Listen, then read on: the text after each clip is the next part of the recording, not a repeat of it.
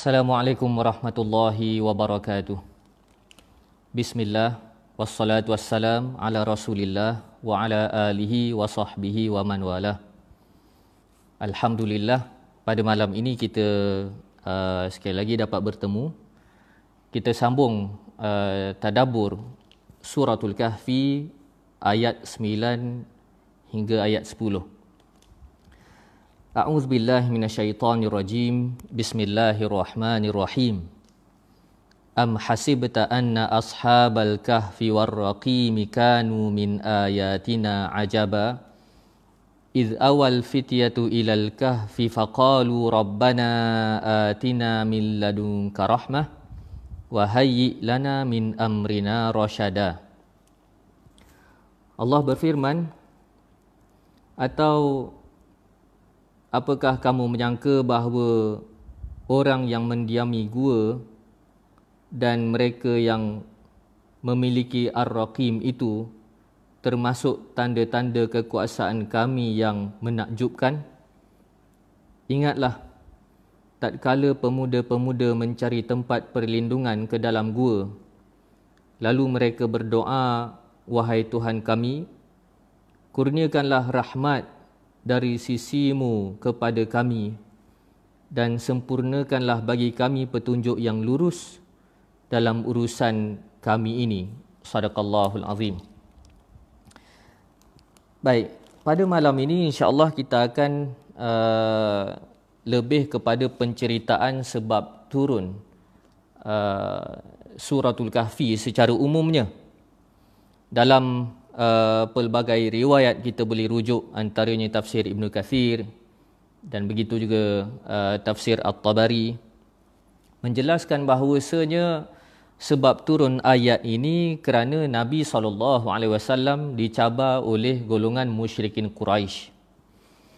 Golongan musyrikin Quraisy seperti yang dijelaskan oleh Syekh Salah Abdul Fattah Al-Khalidi hafizahullahu ta'ala, ketika itu merupakan rancaknya persaingan ataupun Ghazwatul Fikr, perang pemikiran antara pihak Nabi, pihak Islam dan pihak musyrikin. Kerap kali golongan musyrikin mengemukakan tashkik, argument, pertikaian-pertikaian kepada dakwaan-dakwaan iman yang dibawa oleh Nabi SAW.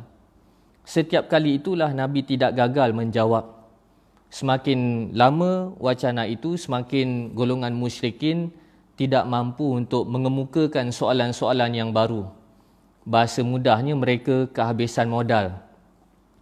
Maka antara yang diusahakan oleh golongan musyrikin adalah mereka menghantar, kalau bahasa moden sikit, menteri propaganda mereka yang bernama An-Nadhr bin Al-Harith.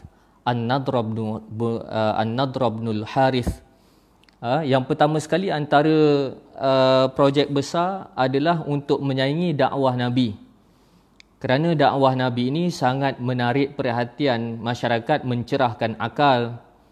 Nabi banyak menceritakan cerita kaum terdahulu dan memang fitrah manusia suka dengar cerita. Lantas, apa yang dibuat oleh musyrikin Quraisy? Mereka menghantar An-Nadhr bin Al-Harith bersama dengan seorang lagi, Uqbah bin Abi Mu'ayyid, pergi ke Parsi untuk mengambil cerita-cerita yang menarik dari Parsi. Begitu juga dalam riwayat, mereka mengimport tarian alat muzik dari Parsi masuk ke Makkah, bawa balik ke Makkah untuk menyaingi populariti Nabi SAW ketika itu. Maka lantas Allah Subhanahu wa taala turunkan ayat, wa minan nasi may yashtari lahwal hadits liyudilla an sabilillahi bighairi ilm wa yattakhidhaha huzwa. Surah Luqman. Allah ceritakan ada orang yang cuba menyaingi dakwah Nabi dengan hiburan yang mensia-siakan untuk sabotaj usaha ilmu yang dibawa oleh Nabi SAW. Baik, apa kaitan dengan cerita itu? Cerita itu dibuat ataupun projek tersebut dilaksanakan oleh orang yang sama yang berusaha untuk cari modal baru bertemu dengan pendeta-pendeta Yahudi di Yathrib, di Madinah, iaitu orang yang sama, iaitu An-Nadhr bin Al-Harith, dan begitu juga Uqbah bin Abi Mu'aid, dihantar oleh pembesar-pembesar Quraisy. Mereka ini sebagai golongan yang bertanggungjawab dalam propaganda musyrikin Quraisy, hantar pergi ke Yathrib. Yathrib merupakan nama lama bagi Al-Madinatul Munawwarah. Kenapa mereka pergi ke Yathrib? Kerana mereka nak, kalau bahasa canggih sikit, mereka nak ambil kursus dengan ahli kitab Yahudi.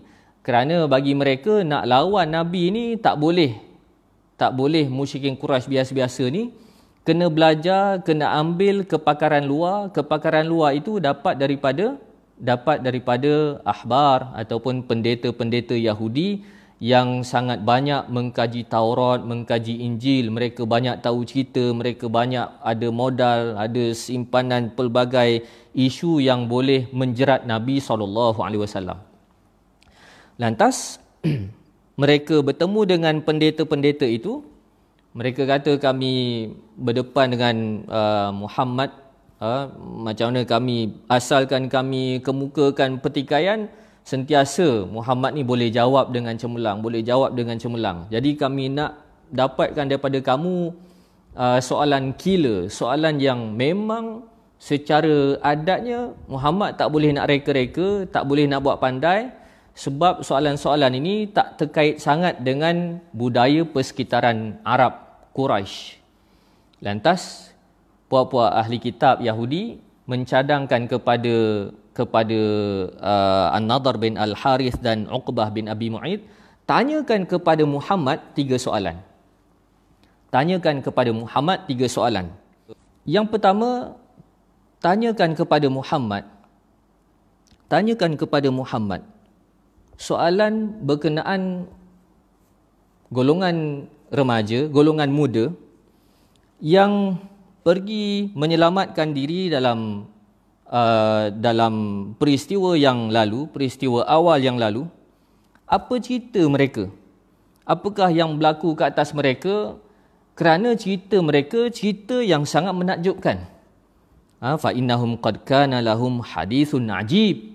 Itu cerita yang cukup menakjubkan. Cerita kepada kami kisah golongan yang berpergian dalam tempoh yang lama. Itu yang pertama, soalan yang pertama. Soalan yang kedua, tanyakan kepada Muhammad berkenaan seorang lelaki yang meneroka sampailah ke hujung timur dan ke hujung barat. Ceritakan kepada kami apa ceritanya. Yang ketiga, tanyakan kepada Muhammad berkenaan ruh. Setiap kali puak-puak Yahudi itu mengajar An-Nadhr bin Al-Harith dan Uqbah bin Abi Mu'aid, tanyakan kepada Muhammad berkenaan golongan remaja ini. Kalau dia boleh jawab, maka nabilah dia. Kalau dia tak boleh jawab, ternyata dia ni penipu, suka reka-reka cerita. Yang kedua, tanyakan kepada Muhammad berkenaan golongan yang lelaki yang menjelajah dunia. Kalau dia boleh jawab, dia Nabi betul. Kalau dia tak kerti jawab, ternyata dia adalah Nabi palsu, suka reka-reka cerita. Yang ketiga, tanyakan kepada Muhammad berkenaan ruh. Kalau dia boleh jawab, dia Nabi betul. Kalau dia tak boleh jawab, dia reka-reka cerita sahaja.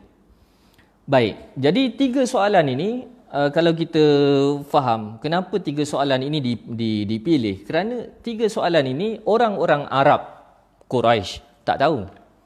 Cerita ini cerita yang berlega di kalangan Yahudi, berlega di kalangan Nasrani, berlega di kalangan kaum Greek, Yunani. Adapun cerita ini tidak berlega di kalangan orang-orang Arab Quraisy. Jadi kebarangkalian Nabi boleh goreng, Nabi boleh cerita, Nabi boleh jawab, tak ada potensi untuk Nabi jawab. Sebab cerita ini sangat asing bagi musyrikin Quraisy. Baik. Apabila mereka balik, mereka cabar Nabi dengan 3 soalan ini. Bila cabar Nabi dengan 3 soalan ini, Nabi pun kata, esok aku akan bagi tahu.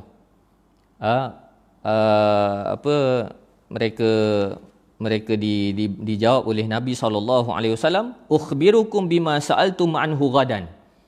Aku akan khabarkan kepada kamu dari soalan kamu itu esok. Jangan bimbang. Esok. Dalam keadaan Nabi SAW terlupa untuk sebut insya-Allah. Dan ini dijelaskan, dikomen oleh Syekh Mutawalli Sya'rawi. Dikatakan pengajaran ini adalah pengajaran Allah mentarbiah Nabi dan mentarbiah umatnya supaya jangan sama sekali lupa sebut insya-Allah. Bila Nabi lupa sebut insya-Allah, dalam keadaan Nabi confident, esok aku akan jawab isu yang kamu kemukakan. Tengok-tengok, esok Allah tak turunkan wahyu. Lusa Allah tak turunkan wahyu. Tulat Allah tak turunkan. Rupa-rupanya Allah tak turunkan wahyu. Selama dalam pelbagai riwayat yang ramai disebutkan adalah selama 15 hari, 2 minggu, Allah tidak menurunkan wahyu jawapan berkenaan 3 soalan tadi. Maka waktu itulah Nabi SAW dikenakan dengan propaganda.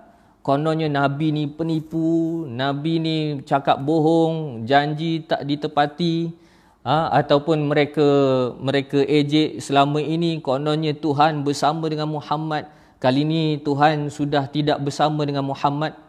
Jadi dalam tempoh 2 minggu, 1 hari itulah Nabi SAW ditekan, Nabi SAW diejek dengan pelbagai ejekan. Semata-mata apa? Semata-mata terlupa sebut insya-Allah. Daripada itulah dalam ayat yang seterusnya Allah katakan, wala taqulanna li syai'in inni fa'ilun dzalika ghada illa an yasha Allah. Dari peristiwa inilah Allah turunkan ayat yang seterusnya dalam suratul Kahfi. Allah katakan, jangan sama sekali kamu sebut esok aku nak buat, melainkan kamu kena alas insya-Allah. Jadi Nabi terlupa sebut insya-Allah, menyebabkan 2 minggu tak turun wahyu. Sebagai pengajaran kepada kita umat Nabi SAW, jangan sama sekali lupa sebut insya-Allah, takut-takut kita digelar sebagai pemungkir janji ataupun penipu. Baik. Jadi dalam keadaan mereka mengejek Nabi, itulah Nabi ditekan, fala'allaka bakhi'un nafsaka ala atharihim. Dalam pertemuan yang lepas kita telah sebutkan ayat Nabi terlalu tertekan sampai rasa nak membunuh diri, terlalu terkesan dengan permainan propaganda yang dibuat oleh musyrikin Quraisy. Jerat mereka, pada hemat mereka telah mengena. Ternyata soalan yang mereka kemukakan kepada Nabi, soalan yang Nabi tak boleh jawab.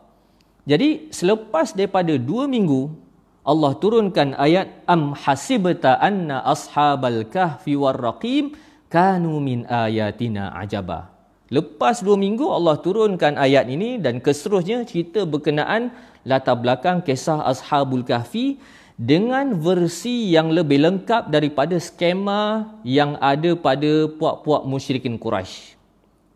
Baik, maka disebabkan itulah dalam banyak cerita-cerita dalam Quran kita dapati cerita Ashabul Kahfi ni agak terperinci, agak detail berbanding cerita-cerita lain. Sampai Allah cerita Ashabul Kahfi tidur, kemudian menggolekkan badannya, kemudian cari makan, kemudian apa yang mereka perkatakan. Allah cerita agak detail kerana untuk menguasai hujah yang kononnya dibekalkan oleh puak-puak Yahudi kepada puak-puak musyrikin Quraisy.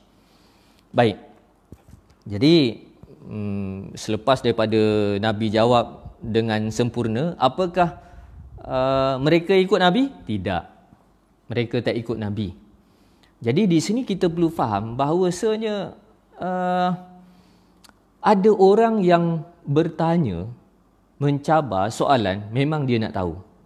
ada orang yang dia tanya, dia cabar sesuatu, kalau kita boleh buat sekalipun, bukan dia nak terima kita. Jadi sebagai contoh cerita ini, kalau engkau betul-betul Nabi, kau ceritakan kepada kami tiga jawapan daripada tiga soalan kami. Bermaksud secara logiknya, kalau Nabi boleh jawab, mereka masuk Islam. Mereka ikut Islam. Tapi ternyata mereka tak masuk Islam, mereka tak ikut Islam.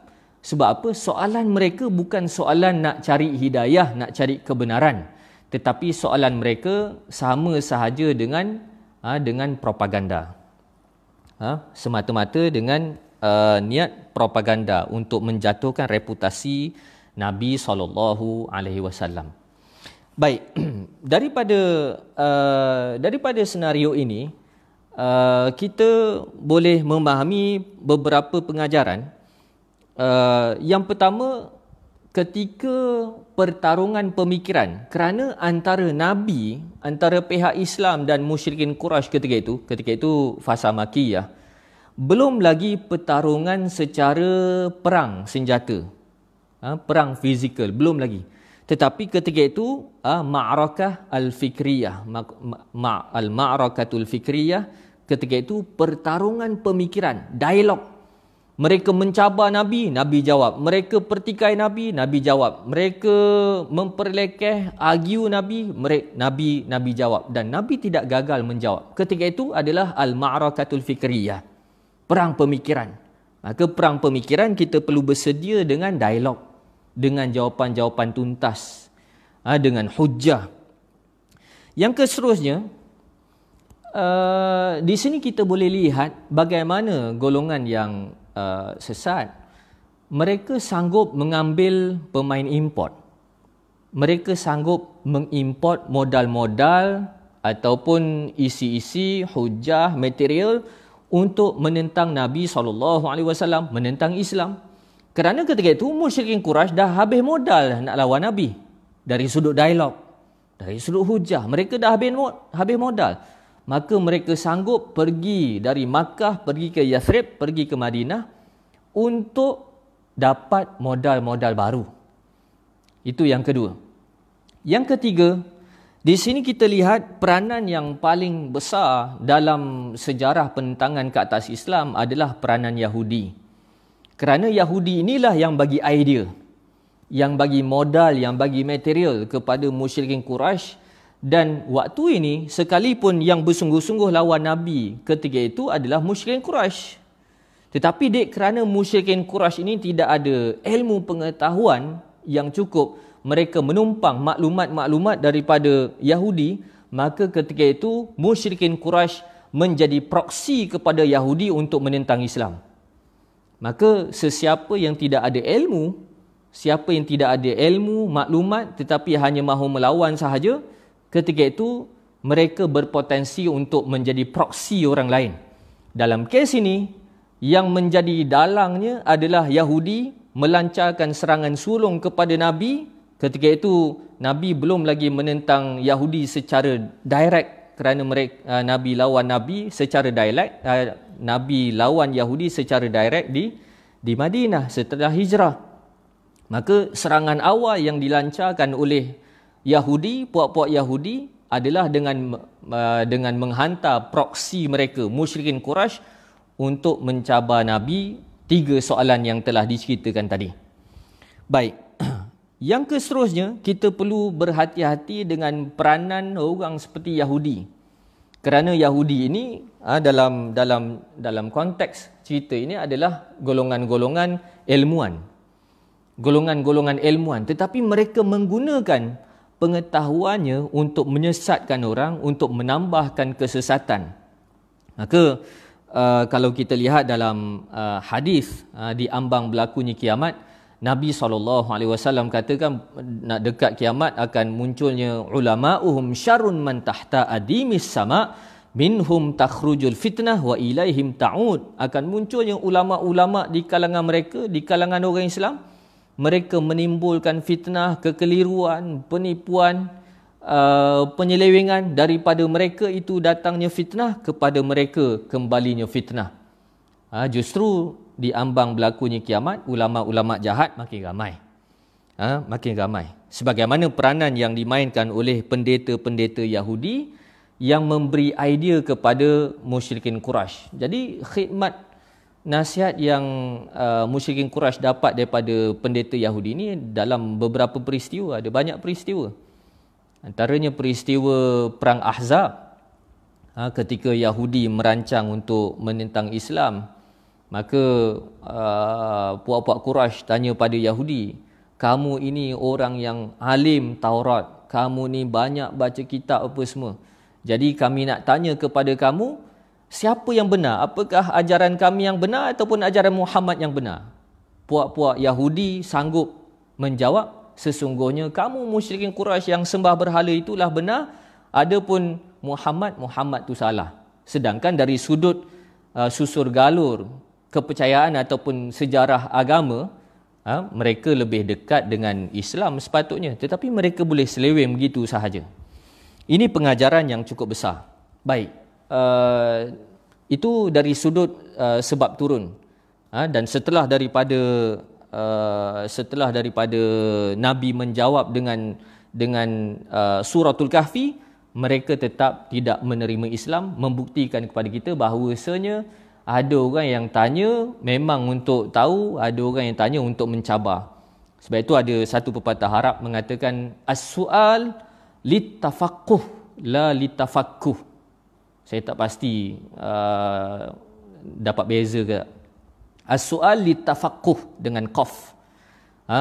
Pertanyaan itu untuk memahami, untuk fiqh, untuk faqih, untuk tahu. La litafaqquh dengan kaf.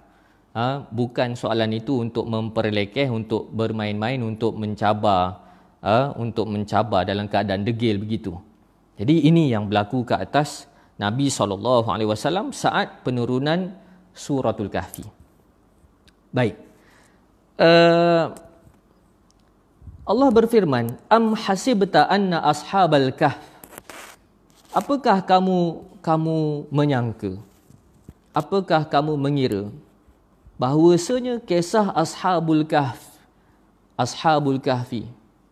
Kahfi ini golongan yang menyelamatkan diri, masuk ke dalam gua bersama dengan mereka Ar-Raqim. Jadi dibahaskan oleh Imam Fakhruddin Ar-Razi, Al-Kahfi bermaksud gua yang luas. Kalau gua yang sempit dipanggil sebagai ghar. Jadi tempat yang didiami oleh Ashabul Kahfi itu adalah gua yang luas. Dia tetap gua, dia tertutup gua, tetapi gua yang luas. Kalau gua yang sempit dipanggil sebagai ghar. Baik. Jadi siapakah Ashabul Kahfi ini? Kalau kita lihat dalam pelbagai riwayat, Ashabul Kahfi ini macam-macam riwayat. Ada yang mendakwa Ashabul Kahfi merupakan sama dengan riwayat cerita The Seven Sleepers of Ephesus yang terkait dengan cerita Greek, cerita Yunani. Dan banyak perbahasan siapakah nama dia. Siapakah nama mereka ini? Ashabul Kahfi ada berapa orang? Jadi dijelaskan oleh Syekh Shalih Abdul Fattah Al-Khalidi, soalan-soalan mubahamat, soalan-soalan yang susah untuk kita dapatkan jawapan itu kita tinggalkan. Kadang-kadang ada orang bincang, nama Ashabul Kahfi ni siapa? Kalau kita nak kaji macam-macam lah apa yang saya baca dalam beberapa kitab. Ada yang namanya Maximilian, Rufinus, Theodosius, Diomedes, Adolisius, Theodor, ada yang nama Dinamus, Bayrunas, Yamlikha, macam-macam nama. Cuma kalau kita nak berlarutan cerita nama Ashabul Kahfi ni apa, tak guna. Sebab apa? Nama mereka macam mana sekalipun tidak merubah mesej. Nama apa sekalipun tak kisah. Sampai ada orang bincang nama anjing dia siapa. Sampai ada orang bincang warna anjing tu warna apa. Sebenarnya tidak signifikan sebab anjing tu warna apa ke, nama apa ke, tidak mengubah mesej sebenar cerita Ashabul Kahfi. Jadi mesej sebenar cerita Ashabul Kahfi adalah menyelamatkan iman. Ketika itu diceritakan zaman itu zaman kesesatan. Dan ada yang meriwayatkan zaman Ashabul Kahfi itu adalah antara zaman Nabi Isa dan zaman Nabi Muhammad SAW. Kira-kira 500 tahun ke 600 tahun perbezaan zamannya. Waktu itu waktu tiada Nabi dan tiada Rasul. Sampai ke satu keadaan, satu tempat itu tidak ada orang-orang beriman yang senior, yang tua, ulama-ulama pun dah tak ada, yang boleh dipercayai dah tak ada. Tinggal Ashabul Kahfi, anak-anak muda. Anak-anak muda, Ashabul Kahfi. Jadi, dijelaskan dalam beberapa riwayat, mereka ini merupakan anak-anak pembesar. Ketika itu, pembesar yang diriwayatkan dalam pelbagai riwayat, namanya Decianus, ada yang kata namanya Dakius. Raja lah senang cerita. Rajanya menyuruh supaya rakyat menyembah dia, menganut agama syirik. Suatu itu, anak muda Ashabul Kahfi ni, dia tahu itu merupakan ajaran yang salah, yang sesat. Tapi oleh kerana mereka ini masih lagi budak remaja, mereka tidak mampu untuk lawan, untuk berdebat balik, untuk lawan, untuk berperang, untuk berlawan secara politik, untuk berhujah. Mereka tidak ada keupayaan ke arah itu kerana mereka masih lagi remaja, budak. Dan di kalangan mereka merupakan anak-anak pembesar yang sudah pasti kehidupan mereka kehidupan yang selesa. Lantas mereka tidak berpuas hati, mereka keluar dari bandar mereka, dari penempatan mereka, pergi untuk mendapatkan ketenangan, kebebasan, untuk mengabdikan diri kepada Allah Subhanahu Wa Taala. Lantas Allah mengilhamkan mereka masuk ke dalam gua, lalu ditidurkan dalam tempoh 300 tahun. Baik, ceritanya cerita yang panjang. Nanti sedikit demi sedikit kita akan ceritakan lebih terperinci. Baik.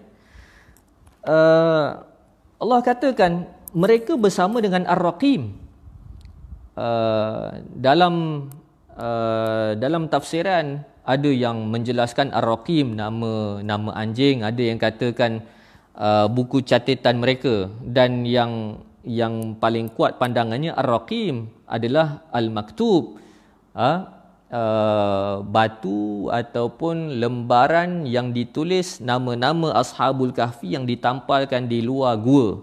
Ini selepas daripada kematian benar-benar Ashabul Kahfi selepas ini.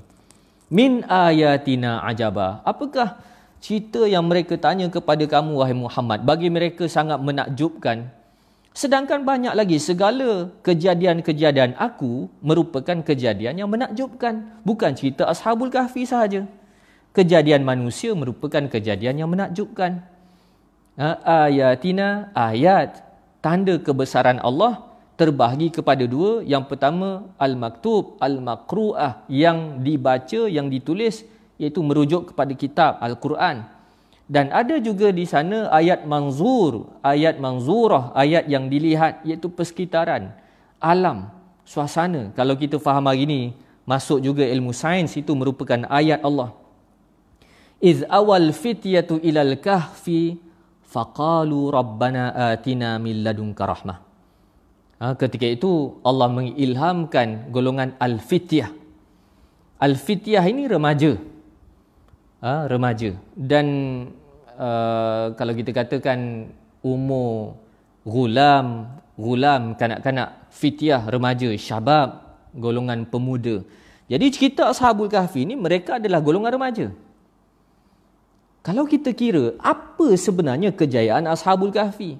Berperang tak sempat, menulis buku tak sempat, berdebat tak sempat, berdakwah tak sempat. Apa tak sempat?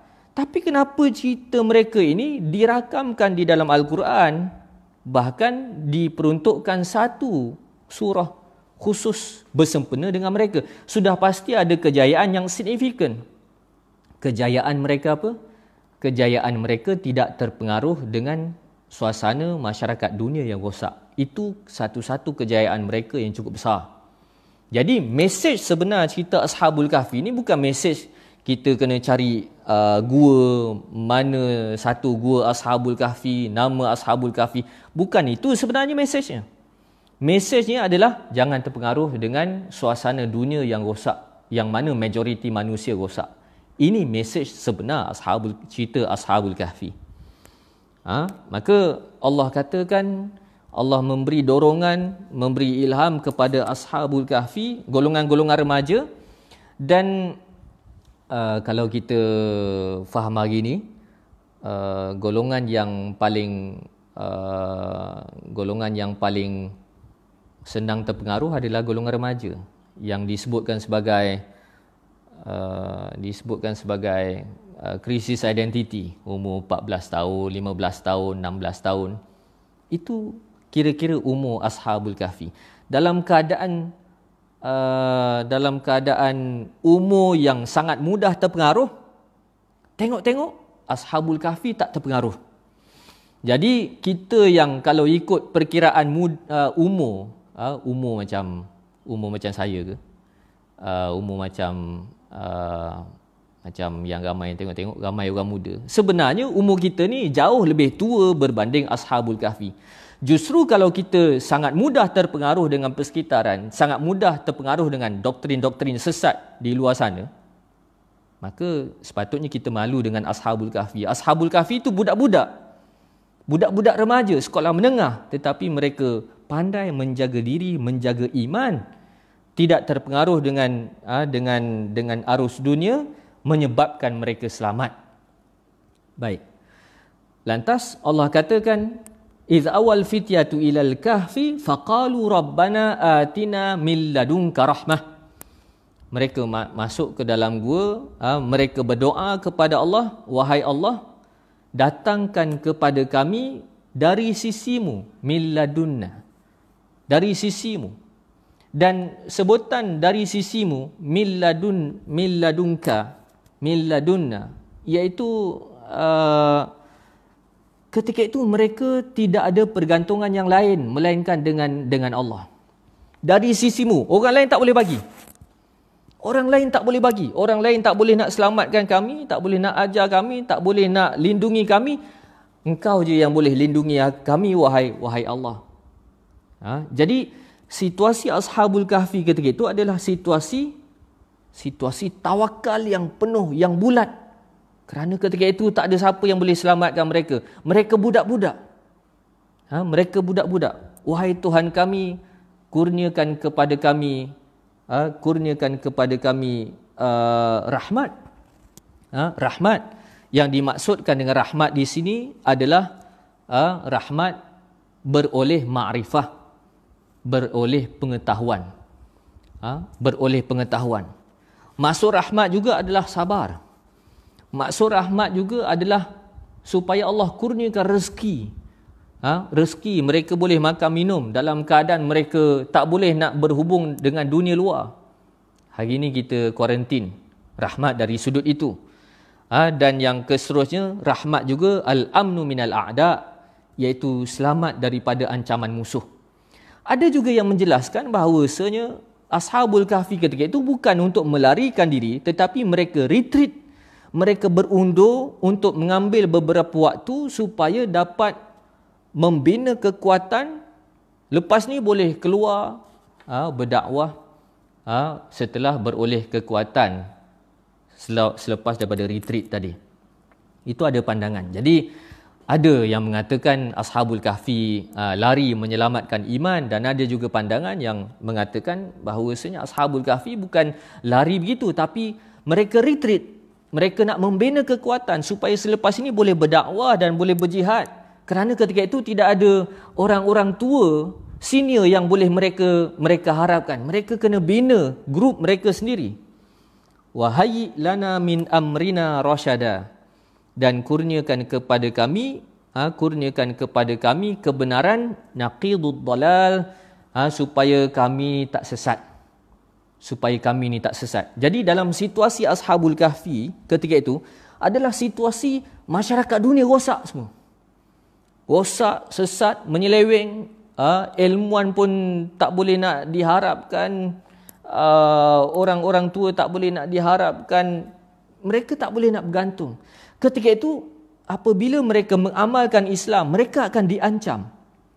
Mereka akan diancam kerana dikatakan bersalahan dengan aspirasi masyarakat dunia, aspirasi negara ketika itu. Maka mereka selamatkan diri. Jadi situasi mereka adalah situasi tidak keterlaluan untuk kita sebutkan hari ini adalah situasi Islamfobia. Situasi Islamfobia.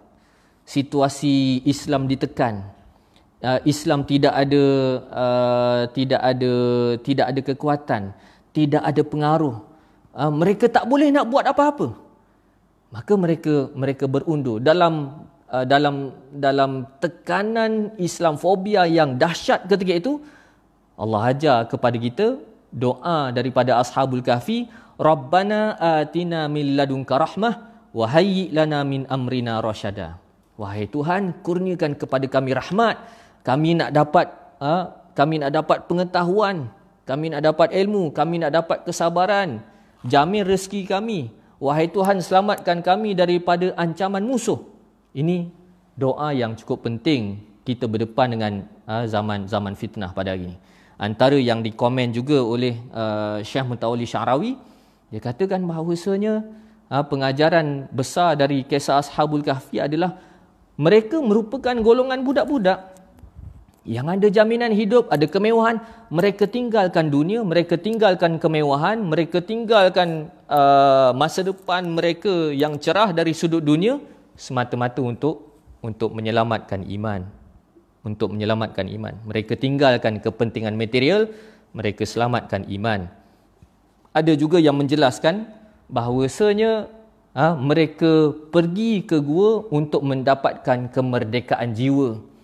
Dari sudut luaran, kalau mereka duduk di negara mereka, di negeri mereka bersama dengan persekitaran mereka, dengan kesesatan, mereka kelihatan bebas dari sudut fizikal, dari sudut material. Mereka boleh pergi ke mana-mana, mereka boleh makan, mereka boleh dapat kemewahan. Tetapi jiwa mereka terpenjara. Jiwa mereka terpenjara, iman mereka terpenjara. Jadi mereka masuk ke dalam gua, mereka mendapatkan kemerdekaan iman, walaupun dari sudut dunia kelihatan mereka terpenjara. Maka sebenarnya, walaupun secara fizikal boleh dilihat mereka masuk ke dalam gua dalam keadaan mereka terbelenggu, terpenjara, sebenarnya mereka merdeka dari sudut iman, dari sudut mengamalkan Islam. Jadi cerita Ashabul Kahfi ini panjang lagi. Itu sebagai mukaddimahnya, mudah-mudahan kita dapat manfaat. Jadi minta maaf daripada terputus tadi, ada masalah teknikal barangkali. Dan hari Ahad nanti kita jumpa lagi. Allahumma balagh, Allahumma fashhad. Ya Allah, aku telah sampaikan, ya Allah saksikan apa yang telah aku sampaikan. Wallahu a'lam. Assalamualaikum warahmatullahi wabarakatuh.